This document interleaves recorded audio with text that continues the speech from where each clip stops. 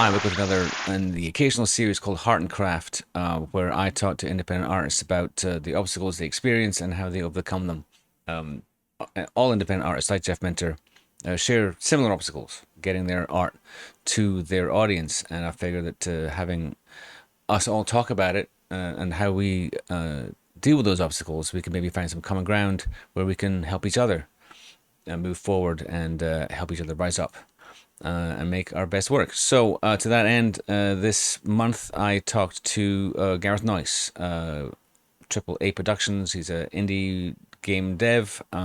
He made a number of games. He's comes from like a corporate background, and before that, he was a fan of Jeff Minter. I met him through the whole Yak Yak crew situation that is featured in Heart of Neon. Great guy, really smart, very intelligent notions on what's going on with the business. And I think you will enjoy hearing what he has to say. Ladies and gentlemen, Gareth Noyce. Gareth Noyce, thank you for joining me today. I really appreciate you taking the time. Obviously, I know you through Heart of Neon, the Jeff Minter project, but you are a video game developer in your own right and have been for a considerable amount of time. Can you give us a little bit of context as to how you got into that? Game development. Yeah, it took a while actually. I mean, I guess similar to anyone my generation grew up with a Spectrum, Commodore 64. I was a little bit too young to really get involved in your generation. I was maybe like 5, 6 years younger than you guys, so you were making the games that I was reading about when I was like 10 and 11, and that's kind of what inspired me really to be a game developer. Zap, Crash, Your Sinclair, all of that stuff, the kind of romance behind that. Well, initially bedroom kind of coders, but Right. I'm old enough to have seen, by 86, 87, it was like studios or little teams, couple of people minimum, that kind of thing. But that kind of romantic era, I guess, was my inspiration, because that's where I grew up playing games. So the magic of having something moving on a TV screen, Right. which seems like really trite when you say it now, but like in 1986 to just move something on the TV on your own was kind of like this miracle thing. It's impossible to Um, communicate, yeah. yeah, which I try and describe this to my students, and it's a bizarre thing to describe, but like even just seeing Space Invaders for the first time, just like this thing making these noises that was glowing, and that physicality of actually stood up playing, sort of fighting a machine. Yeah, so I don't really remember many time, from childhood on where I didn't want to make games. I mean, like I say, I kind of started dabbling around with stuff when I was like 10 and 11, basic on the Spectrum 64. But I think I was just a little bit too young to get my head around the coding at that point, and I wasn't really. I didn't have that like kind of programmer's obsession that a lot of people have. I was kind of sort of flitting about with things, and then the Amiga landed, and that kind of just opened up everything. Really, that just blew the doors wide open. So I remember getting very first version of Med, the tracker program. Right. So I started doing music originally, and was just sitting in Med doing stuff, kind of looking for people to, just collaborate with. And one of my mates at school just turned out to be a better musician than me, so I started doing like D-Paint stuff instead, because that seemed like the next, natural thing, just sit around doing pixel art. And I applied for ages actually to get in, like Team 17 and Ocean, and all of the big sort of 16-bit places. Wasn't getting any bites or anything really, and so it was like, well, okay, and what's the next step to try and do this? And oddly enough, I didn't realise that Quicksilver were on my doorstep. I didn't realise that Climax were in Portsmouth. Like there were actual devs, in orbit that I could have just gone and badgered, and I never kind of put it all together, oddly enough. So I went to college, did computer studies, learnt how to program properly, and kind of figured, well, okay, if I can't do the music, if I'm not getting picked up for the art, I'll just learn to program and try and get in that way. And didn't get any bites on that either. I was just getting nothing. So there was an old newsletter, Need to Know. It was like, you remember those old email newsletters you used to Oh subscribe yeah. to, and it popped up. I was working in BAE, doing kind of web stuff, like really early kind of multimedia on the web, which was good fun, but it was, it was like the closest I could get to games without really actually being games. And this newsletter came up, and it was kind of like this retro event in Oxford. So I kind of just emailed a couple of friends and said, "Oh, let's go down to this. Could be a laugh. Have a couple of beers." And Jeff Minter was there, but I think also the first or the second one, Gary Liddon was there as well.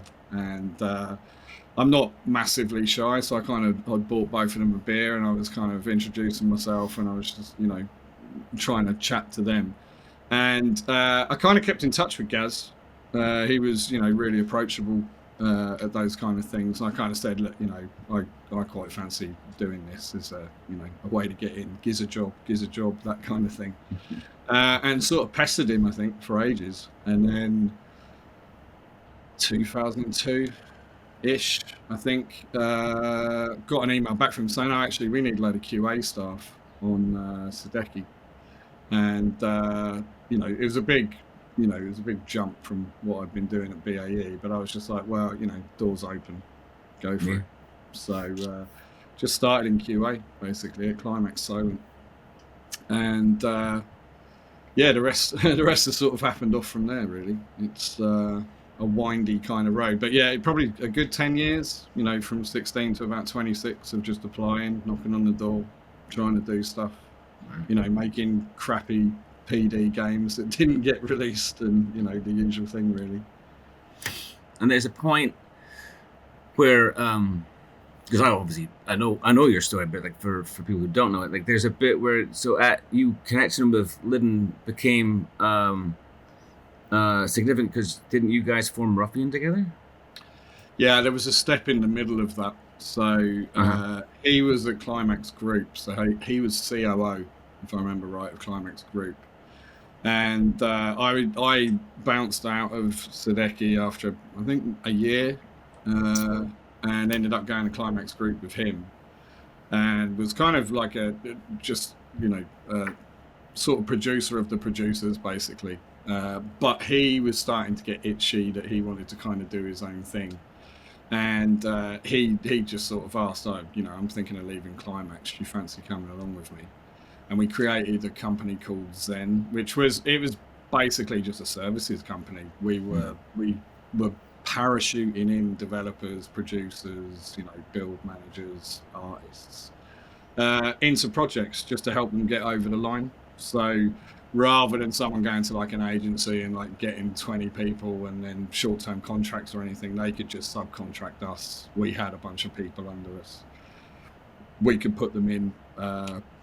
Some were remote, some were on site, and we did that for a lot of Project Gotham, and I think the original Crackdown was done that way as well. So that ran for a while, and then at the end of Crackdown, I mean, we were just like, we should just set a studio up with these boys. Basically, we should just do this ourselves rather than parachuting in and fixing everyone else's project. We kind of know what we're doing. Let's just see if we can convince Microsoft to just set us up.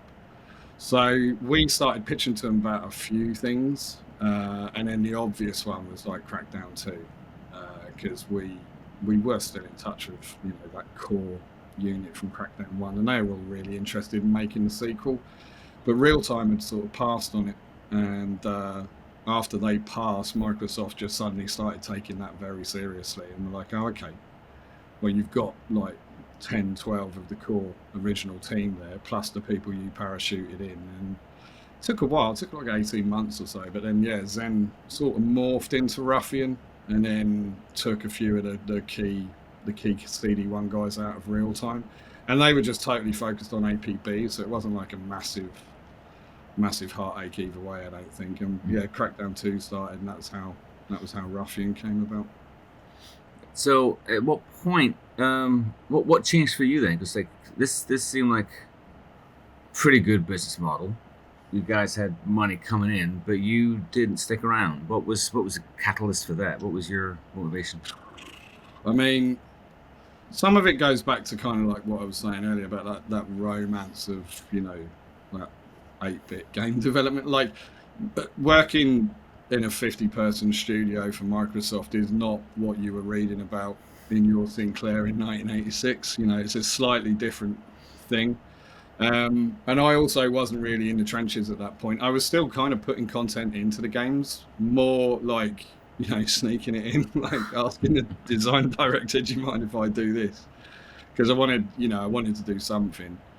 Um, and yeah, I mean, at the start, Microsoft were amazing. I've worked with them for a long time. I think most of my projects have been done with Microsoft, and they had such a kick-ass team at the start. With the OG Xbox, like, you were just working with super brains.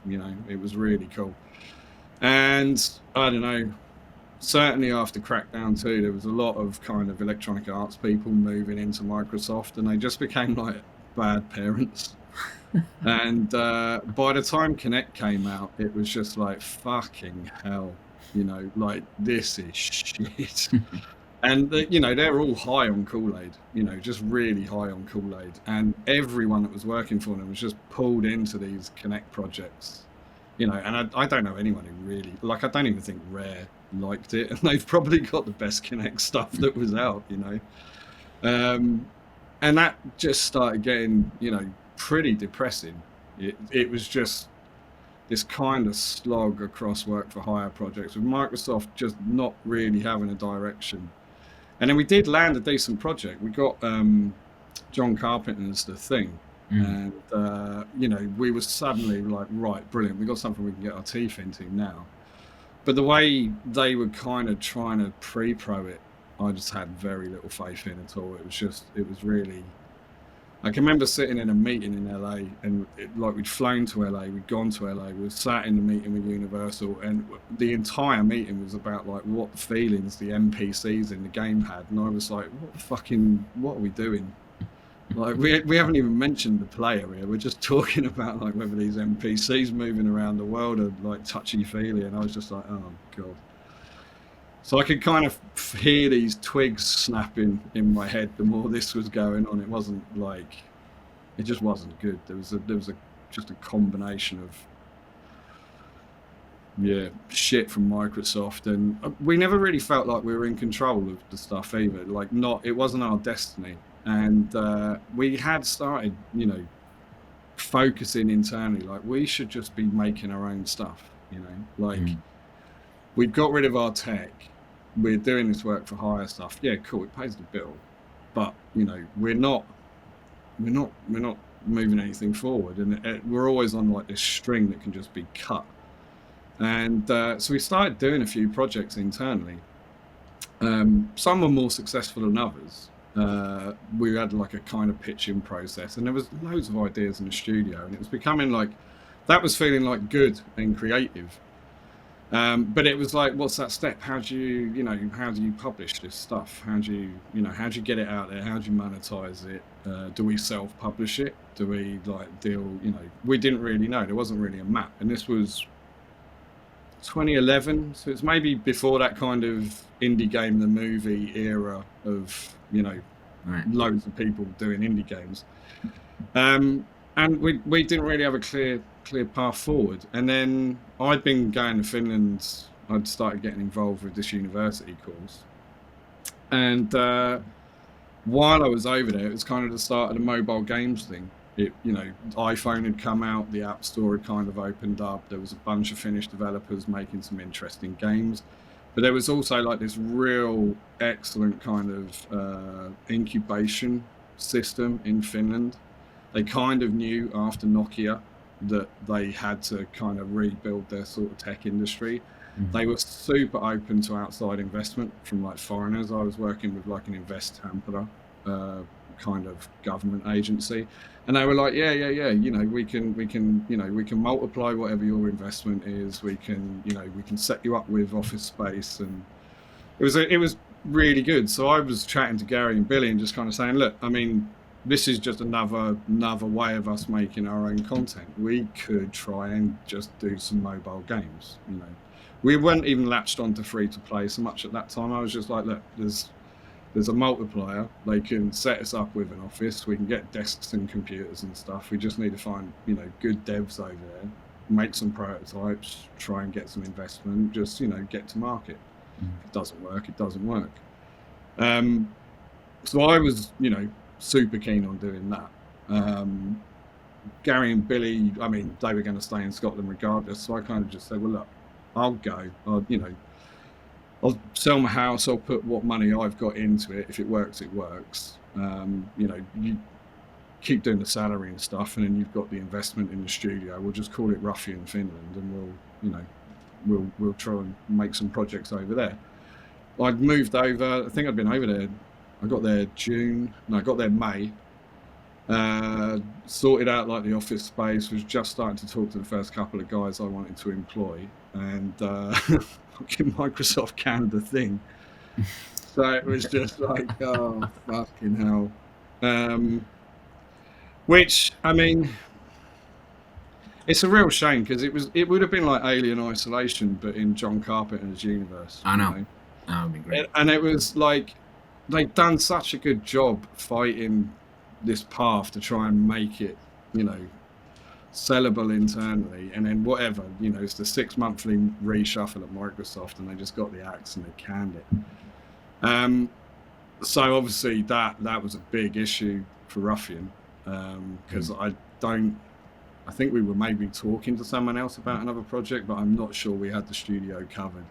And I remember getting a phone call from Gaz just saying, yeah, it's gone. And I was like, right, okay, what's the burn rate and how long have we got? And I can't remember if he said days or weeks, but it was not very long. So I remember being on the call saying, right, okay, just take me off the payroll. I'm here now, and I'll kind of see what I can do. But ultimately, I just didn't have enough cash. I'd kind of spent a bit getting over there. I'd spent a bit sorting out the office. I'd spent a bit on setting up the company and everything over there. But I didn't really have enough cash to just totally seed it on my own. And the way the funding was working over there, it was a multiplier of what your initial funding was. And I don't think it would have been, it maybe would have got us to like a minimal viable, version of something, but it wouldn't have been enough to really do a pitch story. So I followed it on for about another month. Gary and Billy did manage to save Ruffian. I think they got a Paradox deal. But I kind of went, well, no, I'm sort of out now. I'm here, sod it. I'll stay here and I'll just do something else. But I didn't really know what I was gonna do. Like I didn't have a plan to, make the first Lumo or anything. I was really kind of sort of shell shocked, because I'd been focused for about a year on doing this one thing, and then it was just like, right, shit, what am I gonna do now? But it's like it had a taste of fresh air, and you didn't really want to go back inside. I didn't want to go back to Microsoft kind of work at all. I didn't want to leave Ruffian at the time. The satellite thing was kind of the perfect thing of all worlds, really. That got me out of Microsoft's orbit, but it kept me working with, Gary and Billy and everything else. But it just gave me a little bit of ownership. Like I wanted us to make our own IP. I just wanted us to own the stuff that we were doing, rather than just be, a work for hire treadmill. Now, rightly or wrongly, you can argue either way. I mean, Ruffian survived and Ruffian became Rockstar. I don't think it was, one way was better than the other in that sense. It just would have been nice to just have more ownership over more stuff, and it was just a way I could see of doing it, really. But yeah, it fell through. It through circumstances. And to be honest, looking back on it now, if I'd prepped it a bit harder and taken a bit more money over, then I would have, maybe been able to have actually done that as a Ruffian thing, just without any other, income coming in. But I think I was, probably had about half the money that I really needed. So, and I wasn't going to get, outside investment for a Ruffian studio at that point. It would have been the wrong story. So yeah, it's just bit of an arse, really. I mean, hindsight's 2020. I mean, it Yeah, seemed like a bold plan at the time. So I mean, so draw the line then. So Ruffian, you exit, and then Triple A is the Triple A. thing. So what? Did I say it right? I believe I'm saying it Triple right. A. Triple A. Triple A. How? What? So did Lumo come out of like the Ruffian thing, or is that something that happened No, after that? so when Ruffian died, I mean, technically, I could have just sat on my bum for a few months. And I was just sitting on the money from the house sale. But I was like, nah, I should probably do some work, you know, whilst I'm over here. And so I started speaking to the university, and I was kind of like, you know, is there anything we can do together? I've informally been like a professional guest into their lectures and stuff. But I was sort of interested in maybe taking that a bit further. And then one of the mobile companies in town, who I'd been talking to about, like, you know, how do you secure, you know, TechS and Skenny money, and what's it like working in Demala and stuff like that. They kind of said, oh, look, if you're free, we really need, you know, some help, just, you know, firing up our next project and stuff. So I started doing a contract with them. And during the lunchtimes of that, for whatever reason, I know it was a thread on Twitter. I remember Steve Pickford was talking about old isometric games, and I'd always fancied doing one. And it was something about Equinox he'd posted up, which was one of the ones I loved. And so one of the lunchtimes, I just fired up Unity, and I just knocked up this little isometric prototype. And there's a video of it on YouTube, actually. It's like my first, and it's just a little dude running around. And we got the dude off the asset store and stuff. And I went to Helsinki to catch up with some friends, and I texted Steve when I was down the pub on the Friday night and said, hey, look, I've just done a little prototype thing. Kind of got drunk, had a load of banter on Twitter, and he was just like, you should really do this. And I kind of went, yeah, that's not a bad idea, actually. So when the contract from Fragment was sort of running out, I just, you know, sagged into Lumo and just started building that. But the intention was just, you know, do a little isometric game, do a little homage to Head Over Heels, you know, ship it, and then, you know, get back into doing a job or something. But it kind of grew arms and legs.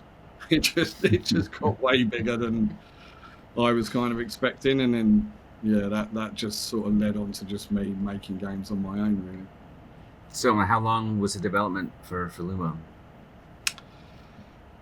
2 and a bit years. 2 and a bit. So I did, November.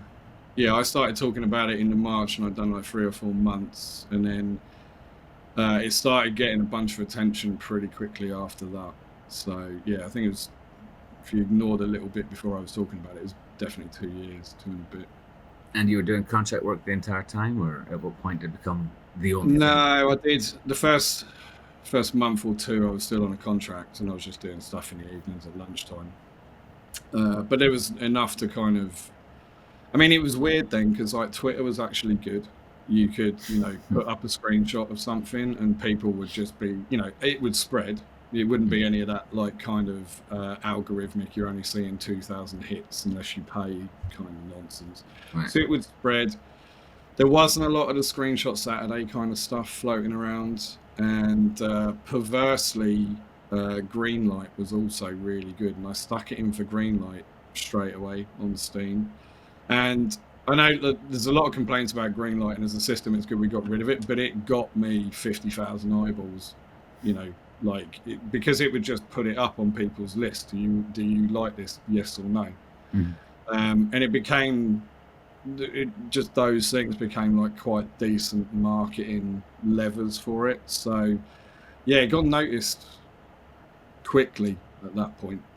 So when it did, I was like, right, okay, I'll spend the money that I've got, and I'll just go for this. I'll just do it, because I still had a good chunk of the money that I had from selling my house that was supposed to go into the Ruffian thing. It was just sat in the bank. The contract stuff, I mean, it paid my rent, but it wasn't like high profit. So I was just, well, I mean, I was umming and ahhing about it for a while, but my girlfriend at the time just like was, you're really annoying me. Just do something and make a decision and stop fucking around with all of this, what am I going to do stuff. And I read Gary Penn's book on Sensible Software. Mm-hmm. And that was actually the thing that tipped me over, because I got to the end of it and I was just like, oh man, it's a brilliant story, just like what John and that did. Yeah. And even though it's like a sad ending, it's wrapped up in this way of just like, it was so worth doing it. Like it didn't matter how it ended. Like Sensible Software was cool. The journey was cool. And I just went, sorry, I've got the cash in the bank. Let's just do it. Let's just, let's just burn it. Let's just make a game. Let's just, see what happens. What's the worst thing? I'll just have to get a job, like, right. like, What's changed, right? Yeah, kind of, yeah. But it kept going. I mean, so it's, so that was, what year was that when you took it? It was released. So I started 2014, and I set up the company, I think 2014. So it was released 2016. All right. So, and it's still a going concern. You're still developing. I mean, what has made that sustainable for you? Is it profitable? I mean, Lumo made money. Do I live like a king off of Lumo? Hell no. It's had a couple of lives. I mean, it was a really weird one because the publisher was really excited about it at the start. Like, they really thought they had this nugget of gold, and I was just like, nah, this is a solid 7 all day long. This is not, I mean, I look at it now and it's a fucking mess. Like, I wasn't feeling like amazing about it at the time either. Right. And when it didn't like blow the doors off at the start, you could just feel like this deflation coming out of that side of it. But it had it just ticked along. It just ticked, like it never earned massive money, but like it just earned a bit of money every month, and it just kept on earning a bit of money. And then we were sort of lucky with the timing of the Switch, because that definitely gave it a second wind. Like, I'm convinced like half the people that have bought the Switch version already owned it on another console. They just bought the Switch version. Well, I can tell you, I was like over at this desk working, and I'm behind me. My wife says like, do you know somebody called Gareth Noyce? And I went, yeah. What? I said, yeah, just got his game on Lumo on the Switch. Nice. I'm like, so I was like, yeah, she was looking for that kind of game. She got into that style game, and it was there. So that is it. The long tail is working. Yeah, I mean, but again, it's like, it's kind of, it's the thinnest, right. It's the thinnest tail you've ever seen. Like, if I see, what's considered an indie hit, and I look at mine, it's like, it's a right. minus a 0 on the end. But it was fine because, like, quality of life in Finland was great, and I didn't need a car. I had really low overheads. Like, my rent was nothing. There was no council tax. The water bill was basically free. The heating was free. Jeez. Just paying for the bus and food and beer, and it was super sustainable. It's much more tricky in the UK. Like, like the last 2 years over here have just been like, holy shit. So, no, it was good. It was, but again, it's a dirty secret of like indie, whatever that is. Like, the dirty secret of making games in a small company is like, I don't actually know anyone who's doing this, and it's like their primary, income. Like, Right. I do teach. I've done a bunch of contract work over the last like 5 or 6 years, and most other solo developers or small team developers I know are kind of the same. Like, Right. they're all doing work for hire stuff, but you don't see that from the outside. You just see like this cadence of like game release, and it's like, oh, there's this indie studio, but like, I honestly I think I know one person who's working off of his savings. I don't, it's just, it's a bit of a front. But it's not like, I mean, but it's still like, it's not a choice that everybody's made. I mean, like, there is like the element of sacrifice for doing something that you enjoy, care about. That's sort of expected. There's certainly like, you didn't go into it thinking like, oh, this is going to be a gravy train for life. You were expecting to be an element of sacrifice. No, I honestly thought, I'll do Lumo and then I'm back to, working in a studio somewhere. And the so first, why didn't you? I mean, that would be the well, obvious like I move say, to I could literally just pay myself 30k, and live comfortably in Finland, So like Lumo was doing that, and more a year for a while. So it was fine. And we had there was a couple of nice things, like PS Plus. That was like a year's salary. Oh, okay. So it's just like, there you go. That's given me a year. So, and then I had the teaching job that started basically at the same time as Lumo, and I've just carried on doing that the whole way through. So there was just, it was always enough to kind of tick over. I've always kind of said, as long as there's like next year's salary in the company account, I'll go. But the year that there's not quite a year's salary in the company account is the year that I kind of have to stop it, really.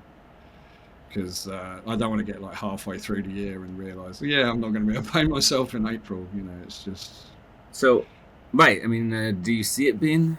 So, I mean, obviously you're not in Finland now. I mean, how... No, I'm in the UK now, yeah. So it's twice as hard, 3 times as hard? I mean, it's...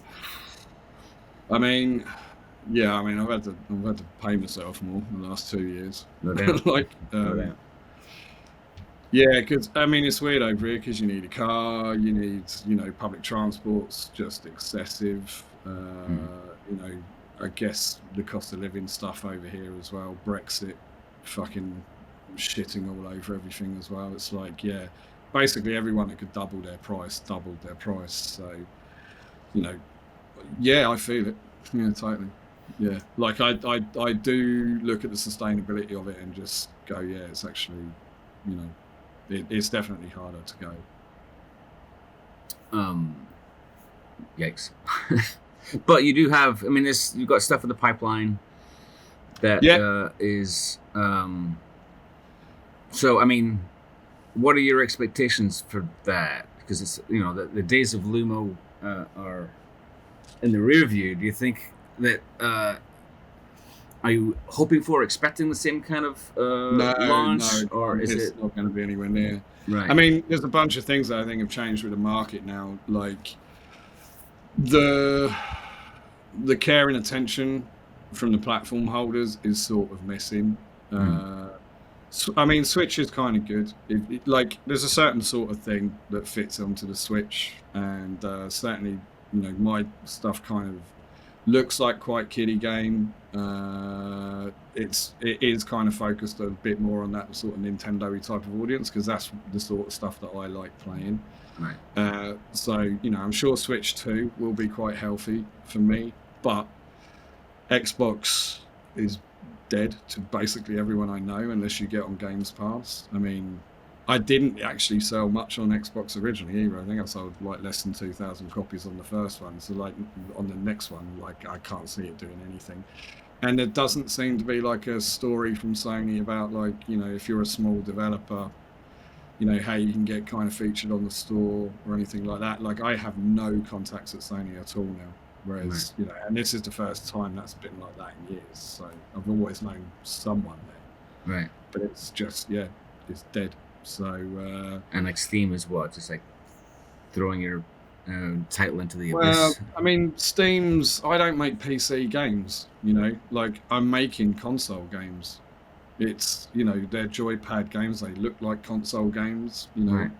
And Steam, it's not that you don't sell console games on Steam, of course you do, but if you're really going to smash something out on Steam, it's going to be a PC game, it's going to have something Steamish about it, which I'm just not making that type of thing. So would Steam on its own be sustainable? No, probably not. Not with Steam's 30%. It's it's just crazy tax. It's just rent, It's really hard.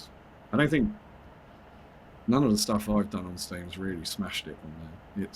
But the console sales have been, good. But we've kind of lost the platform with Microsoft and Xbox going up its arse, and Games Pass, I've no idea what the sort of deal would be like. The big money brown envelope phase seems to have passed, and it's my understanding is they kind of just do a calculation based on what they think the sales will be, and it's kind of take it or leave it kind of thing. So that's got us to the point where I'm not really even doing an Xbox version at the minute. Like, it doesn't seem like it would be worthwhile. And then the thing that was really good for Lumo is we had physical versions. So we had versions in the shops, and they did well. The US and EU, like, we shifted quite a lot of physical copies. We shifted quite a lot of code in boxes. It did okay. That is all, again, dying. It's talking to the publisher, they're really struggling to get like physical copies in the shops, and that's really gonna hurt us, I think, or hurt me. It's rough. I mean, it will settle. It's just this phase we're in right now. Who knows? Do you think subscription subscription stuff is good or bad for developers? Because I don't really see how it works. It doesn't really seem like a great idea. My fear is we're just going to get Spotified, So, I mean, if I did a rough calculation, it was a few years ago, but like I looked at the sales, the headline number of stuff that Lumo had shifted versus like my income. It's like I was getting less than £1 a copy then, If we start getting down to just things like Games Pass and Netflix, or if there's that, they start suddenly paying you for like how many people have played your game and how long they've played it, and it becomes a bit more like Spotify, then I can't see how I would be able to carry on in that model. It takes so long to make a game.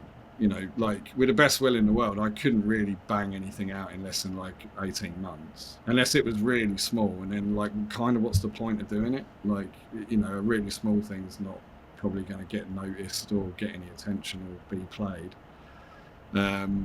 So, I need X amount of pounds to have 18 months of stuff, and then, you give some away to the publisher, you give some away to the platform holders, etc., etc. I mean, you have to earn a fair bit to actually kind of get that money back. So it's, I don't know, if you don't need to pay rent, like, it's a bit easier.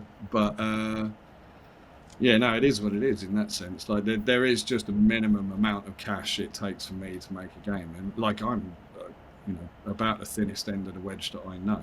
So, and the things like you are experienced, and you have like an awful lot of insight to the inside of how things work and the finances of stuff like this. It sounds like it's an absolutely closed door to new talent. It's not like you can come out of the blue and like write a PlayStation game and then. I mean, I don't know. It's like, in some senses, like, it's kind of the best it's ever been. Like, if I wanted to make a C64 game, there was no books, Right. Like, if my library didn't have, like, Zach's 6502 book, I mean, how was I going to learn to do assembly language on the Commodore 64? There was no internet. How do you buy an assembler? I mean, like, it was, I definitely hit the wall when I was a kid, like, because I want to do this thing, but like, how do I actually educate myself to do it? There was no one in my school that was doing it. I didn't, I had no contacts. There was no internet. By the time I kind of got the information that I needed, my talent, which is still a problem today, my talent holds me back. Like, there's only so much shit that I'm actually any good at.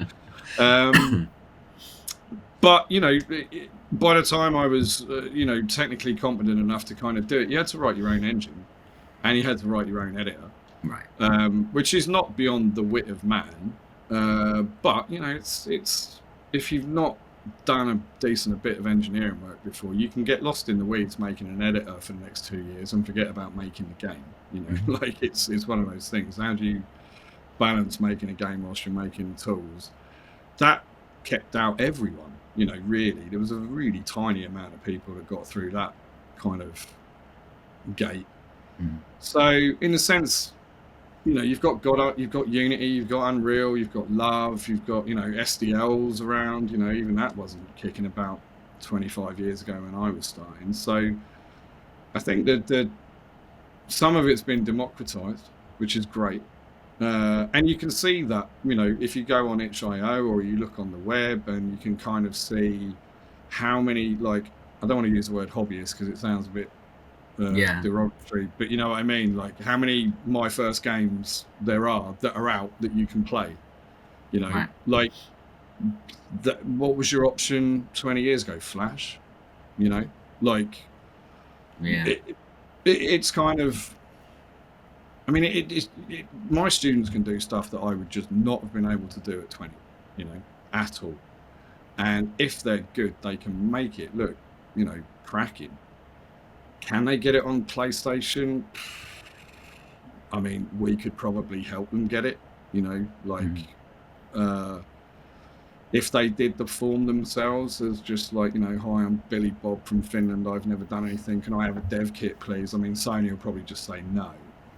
And Nintendo would probably say no as well. But technically, they can get the stuff up there.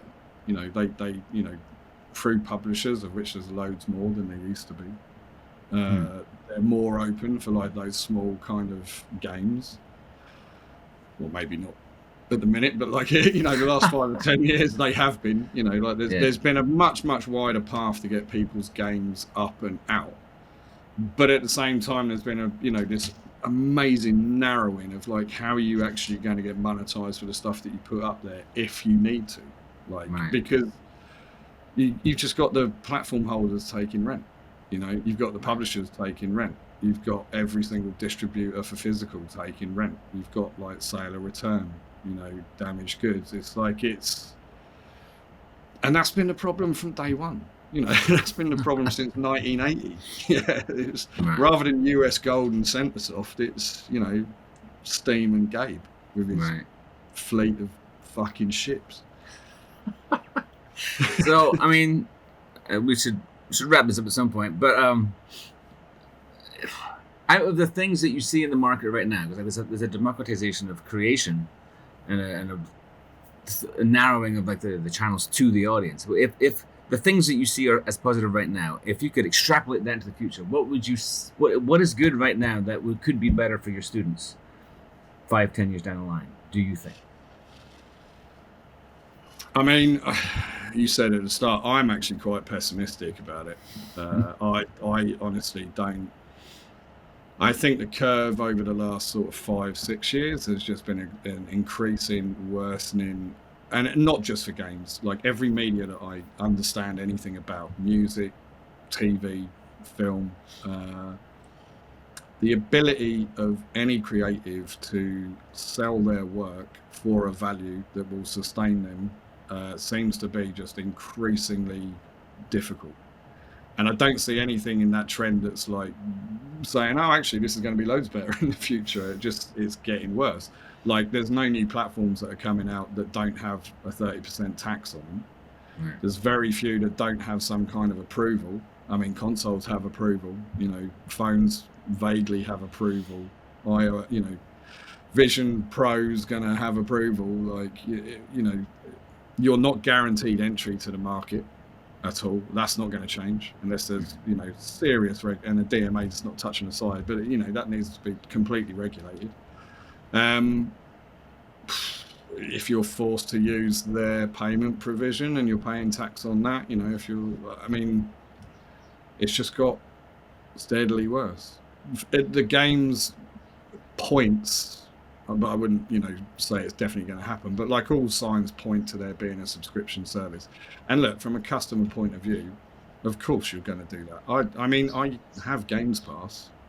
I don't, you know, I can't see it paying me enough to live on, but as a consumer, of course I have it, because then I just get to test every game that I'm not sure about buying and find out if I like it or not, you know.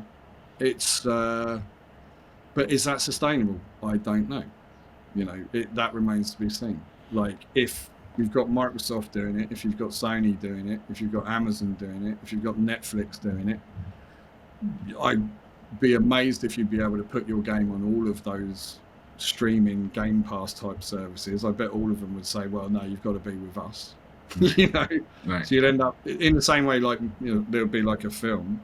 If it goes to the pay-to-play model like Spotify, well, we're just going to get like 0.01p per hour, and it'll be, we'll be like the musicians. We'll just be absolutely stuffed, and it'll just, it just creates this consolidation to the bigger players. They've got the finances that they can kind of either do it themselves, or they can avoid these platforms, or they can argue a better deal. What's going to happen for my students, I don't know. It's I keep trying to work out the pacing of this, to try and work out the timeline. Like, I kind of thought we'd be all in on subscriptions by now. The fact that Games Pass has sort of taken a bit longer is interesting. The fact that Sony aren't in a rush is interesting. Nintendo probably will never have a need to, until like it's just not viable for them to make hardware. How does Netflix and Amazon, does it shake down to like one service, or do we end up with like 4 competing ones? Is there some gap on content? I don't know. It's hard to see. I can see like Xbox hardware disappearing. I can see there only being like Nintendo and Sony hardware. I can see that being a thing.